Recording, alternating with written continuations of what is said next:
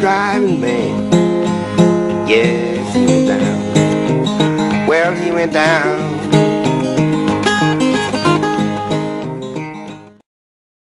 Hi there. The clip you just watched was a portion of Spike Driver Blues by Mississippi John Hurt. It's quite a hypnotic piece, and the syncopation and the thumb work is quite appealing. Incredibly, while I was putting this thing down on tablature, I realised that John Hurt made this whole song with just one chord. Now he changes the basic G chord into a G7 chord, and also he uses his fingers on the middle strings to change the flavour, but basically he just keeps one chord. He uses a basic G chord. Sometimes he uses G7. He uses this chord, and he moves his ring finger across at various times in this shape. Normally I make the G chord in this way, which is something that I've done for many years. When you play it in this configuration, you can make a G7 shape and free your little finger to move around. Inevitably, when I'm playing a song such as this, I use this shape that I always do, that I always know, and I change over to the G7 shape and move my fingers. But it would be much easier if you could keep this configuration.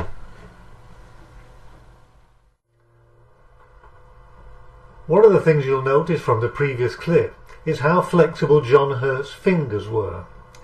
He uses two fingers and the thumb without any finger picks, which is not unusual for ragtime pickers. People like Blind Blake, Willie Walker, they use two fingers, and this is necessary to make those fast triplets. Now John Hurt doesn't play too quickly, but he uses those two fingers to great effect. But you'll notice that he stabilises his hand by holding his finger on the soundboard. The incredible thing is that he doesn't move these fingers at all, and his two picking fingers move quite independently. They're very flexible. Now this presents quite a problem for some modern guitarists, and me in particular, because my two fingers are not flexible. They don't like to work independently. When I use the second finger, it generally follows on quickly from my first finger, so I need to control it. My problem is that I have to lift my hand from the soundboard. Now, if you have to do the same thing to use two fingers, then you'll find that it gives you a stability problem. Now, what I do in this case is to hold the heel of my hand on the bridge, so that most of the time I can hold my finger on the soundboard when I'm just picking with one finger, and when I use two, I inevitably lift my hand away, but I have the heel of my palm on the bridge, which helps to stabilise the feel. Nevertheless, when you're using this technique and you don't have that flexibility, you have to be very careful with the timing so that you don't change the flavour. This is what my style looks like in close-up. Take a look at my right hand. I normally keep the palm of my hand very close to the strings anyway, and you can see I anchor my hand on the soundboard, but when I use the second finger, the hand does lift off. If you have the same technique, then just take care with your damping and with your timing.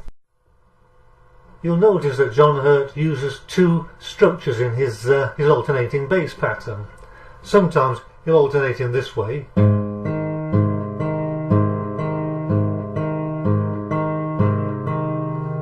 and then sometimes he'll alternate between three bass notes.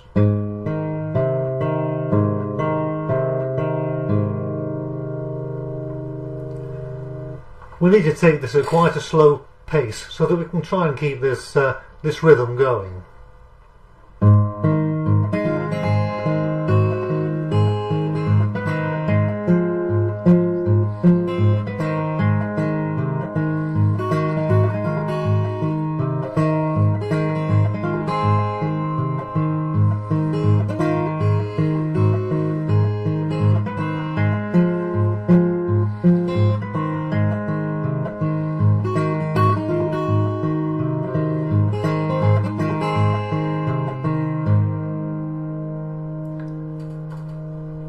You can hear that because I have to lift my hand away and concentrate on the timing for my finger work, that sometimes my thumb is a little heavy on the bass notes.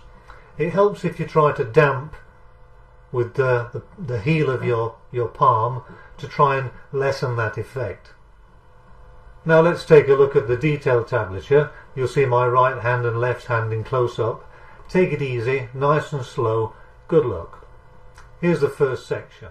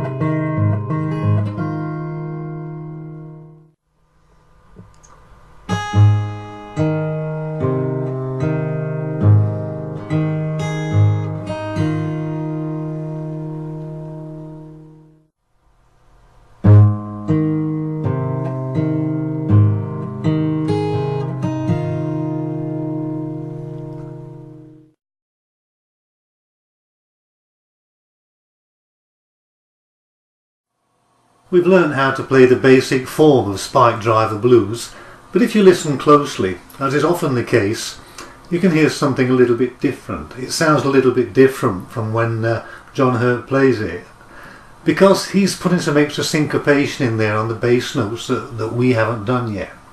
So let's explore this, and I'll show you what I think that John Hurt does now and again with his forefinger. So instead of playing an alternating bass in this way,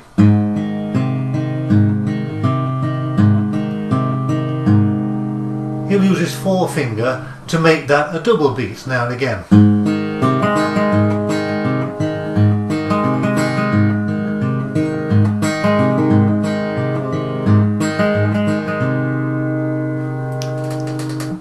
Let's take a look at the tablature again, and starting on the third phrase, the third section of the tablature, we'll start to introduce this finger stroke, so watch out for that.